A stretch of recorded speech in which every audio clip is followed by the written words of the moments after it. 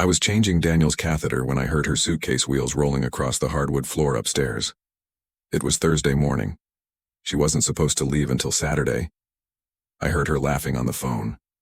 Loud. The kind of laugh she used to have before the accident. Before our son stopped walking. Before I became the only parent who stayed. Daniel looked up at me from the hospital bed we'd set up in what used to be the dining room. He was 14. His legs hadn't moved in 11 months. "Dad, is Mom leaving early?" I didn't answer right away. I was still processing the sound of that suitcase, the sound of someone packing joy while I was elbow deep in medical supplies. "I don't know, buddy, let me finish here first." He went quiet. He always went quiet when it came to his mother. I heard her heels on the stairs, fast, excited. She appeared in the doorway holding her phone, still smiling. "Hey, so change of plans. Jenna got us an earlier flight. We're leaving tonight instead of Saturday. Red-eye to Vegas. I'm almost packed." I stared at her. "Tonight?" "Yeah, it's cheaper this way and we get an extra day at the pool." She glanced at Daniel, then back at me. "You'll be fine, right?" I was holding a sterile catheter. My hands smelled like antiseptic. Daniel's physical therapy session was in 2 hours and I still hadn't prepped his lunch medications. "Rebecca, we talked about this. You said Saturday. I scheduled his PT around Saturday." She sighed. That sigh. The one that said I was being difficult. "It's just 2 days earlier, Tom. You do this every day anyway." "I do this every day because someone has to." Her smile faded. "Don't start." "I'm not starting anything. I'm saying I thought we agreed. We agreed I could go, and I'm going." She looked at Daniel. "Honey, you're okay with Mommy going on a little trip, right?" Daniel didn't look at her. He looked at his legs, the ones that didn't move. "Yeah, Mom, it's fine." She kissed the top of his head without bending down all the way. "See? He's fine. You're fine. Everyone's fine." She turned back toward the stairs. "I'll text you when I land." And then she was gone. I heard the suitcase again, then the garage door, then nothing. Daniel exhaled slowly. "Dad?" "Yeah, bud. You don't have to pretend it's okay." I didn't respond. I just finished the catheter change in silence. She made me promise we'd never be the kind of parents who put work before family. For years she kept that promise. She was the one who did school pickups. She was the one who knew which parents to avoid at soccer games. She made elaborate lunches shaped like animals. She researched childhood development like she was getting a PhD. I worked. I traveled for consulting gigs. I missed bedtimes and science fairs and dentist appointments, and I thought that was fine because Rebecca had it handled. Then, 11 months ago, Daniel was in a car accident. A teenager ran a red light. T-boned the passenger side. Daniel was coming home from a friend's house. Rebecca was driving. She walked away with a bruised rib. Daniel's spine didn't. The doctor said it was an incomplete spinal cord injury. That meant there was hope. Maybe. With therapy. With time. With effort. I quit my job the day we brought him home from the hospital. Rebecca went back to hers after 6 weeks. At first, I understood. She said she needed to feel normal. She said the medical bills were piling up. She said staying home all day would make her lose her mind. I didn't argue. I just started learning. How to operate a Hoyer lift. How to manage a bowel program. How to stretch his legs so the muscles wouldn't atrophy. How to keep him from developing bed sores. How to watch my son cry because he couldn't feel his feet anymore. Rebecca started working late. Then she started going out with coworkers. Then she joined a book club that met on weekends. I didn't complain. I thought she needed space. I thought she was coping. But somewhere along the way she stopped asking how Daniel's therapy went. She stopped sitting with him during meals. She stopped looking at him the same way. And I became the only one who stayed. I was at his side in seconds. "Danny, breathe. Look at me. You're okay."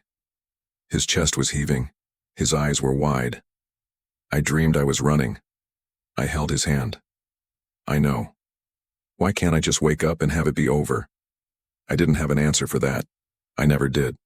I stayed with him until his breathing steadied, until he stopped shaking, until he finally fell asleep again at 4 a.m.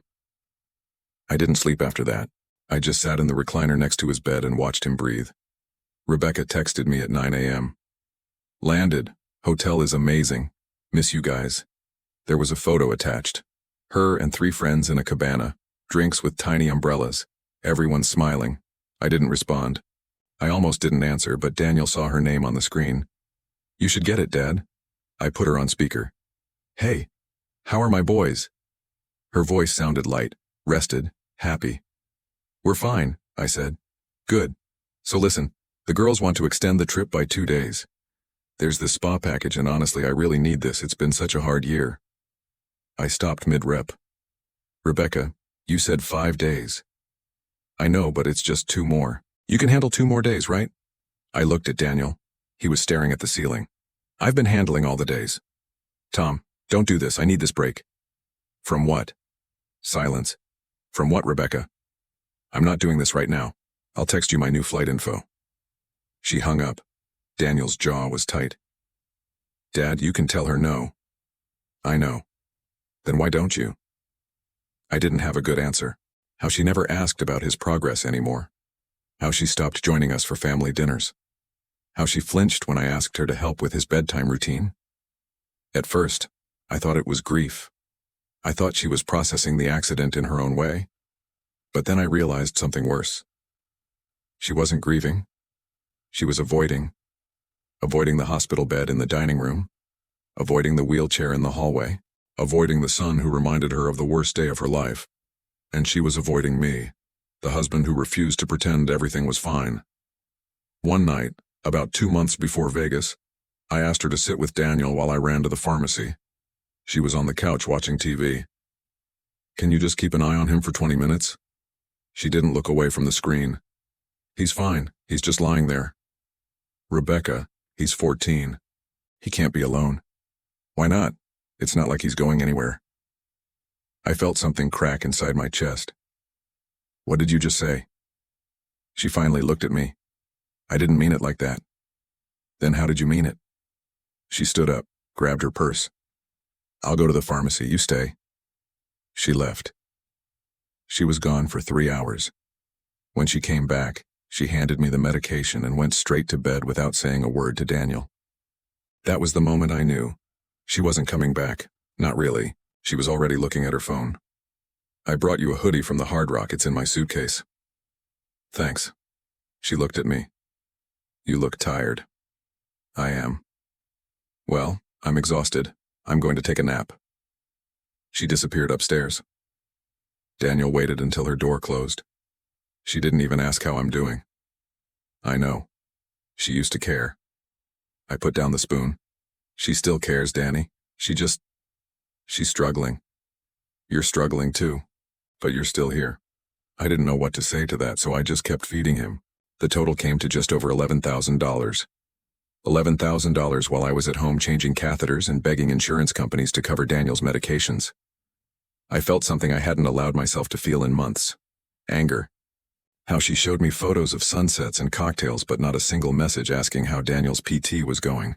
How she mentioned casually that the girls were already planning another trip. I waited until Daniel was asleep. I walked into our bedroom and closed the door. Rebecca, we need to talk about money. She was scrolling on her phone. What about it? You spent $11,000 in Vegas. She looked up. So? So we're barely covering Daniel's medical expenses. His wheelchair-accessible van cost us $18,000 out of pocket. We're still paying that off. She sat up. I work, Tom. I'm allowed to spend money. On what? A spa day that cost more than a month of his physical therapy? Her face hardened. I needed that. He needs a standing frame. We've been waiting 4 months because insurance won't cover it and we can't afford the $3,000 out of pocket. Then get a job. I stared at her. I can't get a job. I'm taking care of our son full-time. Right. And I'm the only one bringing in money. So yeah, I'm going to spend some of it on myself. On yourself, while Daniel is lying in a hospital bed wondering why his mother won't even sit with him for 10 minutes. She stood up. I was in the car, Tom. I was driving. Do you know what that's like? To see your kid like that and know it's your fault? Her voice cracked. For a moment I softened, but then she kept talking. So yeah, I needed to get away. I needed to feel like a person again. Not just his mom. Not just the woman who ruined his life. You didn't ruin his life. It was an accident. Tell that to him. He doesn't blame you.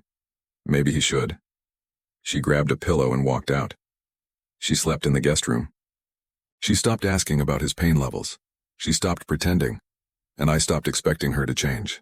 If he qualifies, it could cover the standing frame, a better wheelchair, maybe even some of the home modifications you've been talking about. I felt something I hadn't felt in a long time. Hope.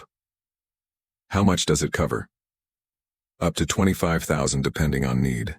I think Daniel's a strong candidate. I'll know more in a few weeks. I thanked her. I told Daniel that night. He cried. Not sad tears. Relief. Tears. Does this mean I could get a better chair? One I can actually move by myself? Maybe, bud. Let's wait and see. He smiled. A real smile. I couldn't remember the last time I'd seen that. Tom, Daniel got approved. Full amount. $25,000. I sat down. Are you serious? Completely. The foundation was really moved by his case. The equipment vendor will reach out to schedule everything. This is going to change his life. I thanked her about 15 times. When I told Daniel, he cried again. Dad, does this mean I can go back to school?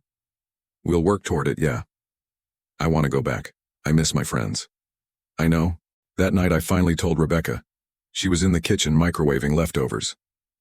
Hey, so I have some good news. Daniel got approved for a rehab grant, $25,000. It's going to cover his new chair, the standing frame, and some other stuff. She stirred her food. That's great. That's all she said. That's great. Like I told her we got a discount on paper towels. I waited for more. Nothing. Rebecca, this is a big deal. He could actually gain some independence. Maybe even go back to school part-time. She looked at me. I said, that's great, Tom. What do you want me to do, throw a party? I felt that crack in my chest widen. I want you to care. I do care. Then show it. She slammed the microwave door shut. What do you want from me? I'm here, aren't I? I pay the bills. I haven't left. You left 11 months ago, you just didn't pack a bag. Her face went cold. If you're so unhappy, then say it. I'm not unhappy. I'm tired. I'm tired of being the only parent who stayed. I'm still his mother. Then act like it. She grabbed her food and walked out. I just need space. I don't know, Jenna. Maybe a week. Maybe more. A pause. Yeah, I'll check flights. My stomach dropped. I hung up the phone. I walked into the hallway. Where are you going? She jumped. God, Tom, you scared me. Where are you going? She put her phone in her pocket. Jenna invited me to stay at her place for a little while. I just need some time to think. About what? About us. About everything. What about Daniel? What about him? He needs you. She looked away. He has you. I'm not his only parent. Maybe you should be. The words hung in the air. I stared at her. What does that mean? She didn't answer. She just walked past me and went upstairs. I kind of knew. Knew what? That she didn't want to be here anymore. I sat down on the edge of his bed. Danny, she loves you. Maybe. But she doesn't like me. He said it so matter-of-factly, like it was just a truth he'd accepted. I didn't argue, because he was right. I focused on Daniel. We got the new wheelchair, the standing frame, a lift system that made transfers easier. He started smiling more, talking more. He asked if he could try going back to school 2 days a week. I said yes. His teachers were incredible. They made accommodations, they welcomed him back. He came home exhausted but happy. Dad, people didn't treat me like I was broken. That's because you're not. I know, but it's nice when other people know it too. I felt proud, not just of him, of us. We were doing it. Without her. She looked at me. Can we talk? I turned off the stove. Sure. We went into the backyard. She folded her arms. I've been doing a lot of thinking. Okay. I don't think this is working. I waited. I think we need to separate, officially. I nodded. Okay. She blinked. That's it? Just okay? What do you want me to say? I don't know. Something. Anything. You already left, Rebecca. This is just paperwork. Her face flushed. I didn't leave. I needed space. From your son? From the guilt. From the pressure. From you acting like some kind of martyr. I'm not a martyr. I'm a father. And I'm a terrible mother. Is that what you want me to say? I want you to be honest. She looked away. I can't do this anymore, Tom. I can't look at him and not see the accident. I can't be in this house and not feel like I'm drowning. Then go. She stared at me. Just like that? Just like that. What about Daniel? What about him? He's my son. Then be his mother. I don't know how. I felt something finally break. Not anger, just clarity. Then let me. She left that night. For good this time. Rebecca filed for divorce 6 weeks later. Her lawyer contacted me about custody arrangements. She wanted visitation every other weekend. I didn't fight it. But I also didn't chase her. The first weekend she was supposed to take him, she canceled. Something came up at work. The second weekend she didn't even call. Daniel stopped asking when she'd visit. I stopped expecting her to. She smiled when she saw me. Tom, how's Daniel doing? Really good. He's back in school full-time now. His strength is improving. That's amazing. I'm so glad the grant helped. It changed everything. She hesitated. Can I ask you something? Sure. How are you doing? I thought about it. Honestly, better than I've been in a long time. She nodded. You're a good dad, Tom. I'm just doing what needed to be done. That's what makes you a good dad. But regret doesn't change anything. Do you regret staying? Not for a second, he smiled. Good, because I don't either. And every night when I check on him before bed, I feel something I didn't feel for a long time. Peace. Not because I won, but because I stayed. And that was enough. To understand how we got here, you need to know who we were before. Rebecca and I met in college. She was studying early childhood education. I was in business. We were both 21 and thought we had everything figured out. We got married at 25. Daniel came 2 years later. For the first decade of his life, we were solid. Not perfect, but solid. I traveled for work, sometimes 2 weeks a month. Rebecca managed everything at home. She was incredible at it. She made it look effortless. I'd come home to clean laundry, fresh meals, and a kid who was thriving. I thought that meant we were a team. But really, it just meant she was holding everything together while I was gone. I didn't see that then. I didn't see a lot of things. I supported it, of course I did. She got a job at a marketing firm, entry level, but she liked it. For a while things were good. She seemed happier, more energized. But then her hours started creeping up. Late meetings, weekend projects, work happy hours. I didn't think much of it. I thought she was just ambitious. I thought she deserved to have her own life. But looking back now, I wonder if she was already starting to pull away. Not from me. From us. I left everything. Got on the first flight home. By the time I arrived, Daniel was in surgery. Rebecca was in the waiting room, wrapped in a blanket, staring at nothing. I sat next to her. What did the doctors say? She didn't answer. I put my hand on hers. Rebecca. She finally looked at me. They said his spine is injured. They don't know if he'll walk again. The room tilted. What? They don't know, Tom. They don't know. I wanted to say something comforting, something strong, but I couldn't find the words, so I just sat there holding her hand, waiting. But it's possible? He hesitated. It's possible, but I don't want to give you false hope. Rebecca made a sound. Not a cry, not a word. Just a sound. Like something breaking. His voice cracked. He was 12 years old and I had no idea how to fix this. I have to work, she said. Someone has to keep the insurance. She wasn't wrong, but she also wasn't staying. I wanted to believe that. But the doctors had been clear. Incomplete spinal injury, possible recovery, but no guarantees. We were living in a maybe, and Rebecca couldn't handle maybes. How to prevent pressure sores, how to transfer him safely, how to be a nurse, a therapist, a father, and a cheerleader all at once. Rebecca went back to work full-time, and I became Daniel's world. She started sleeping in the guest room because Daniel's needs wake her up. She started talking about him like he was a project. How's his progress?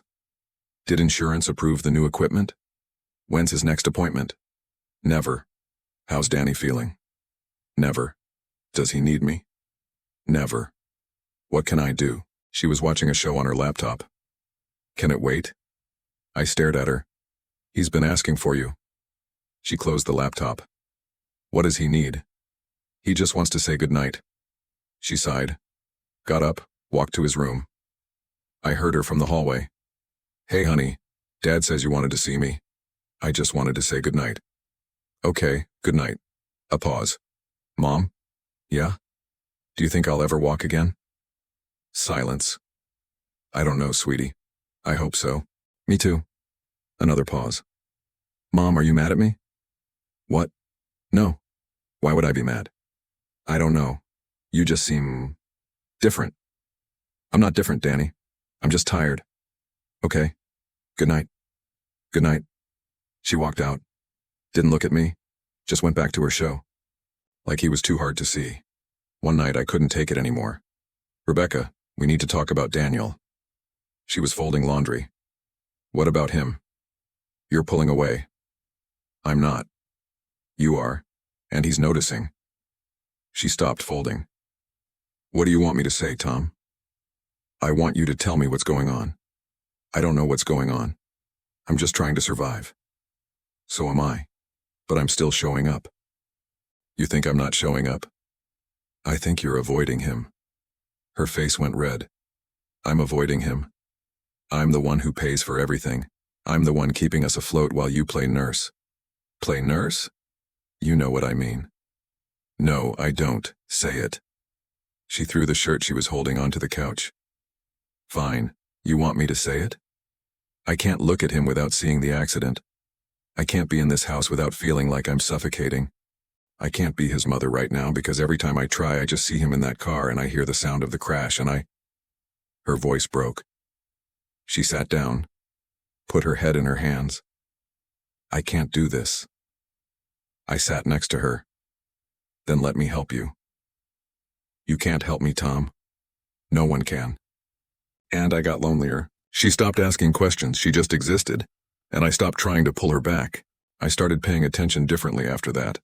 Not to fix her, not to save the marriage, just to see who she really was. And what I saw was someone who had already left. She just hadn't found the courage to say it yet. She didn't ask for the house, she just wanted out.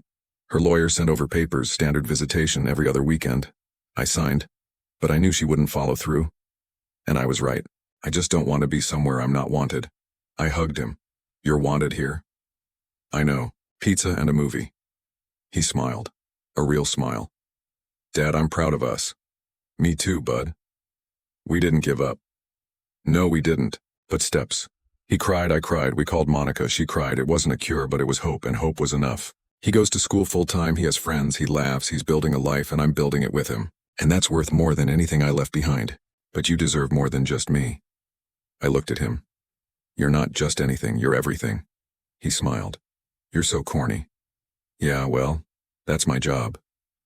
I didn't walk away when things got hard. And that's not heroic, it's just what a parent does, it's just what I did. And I'd do it again. Every single time.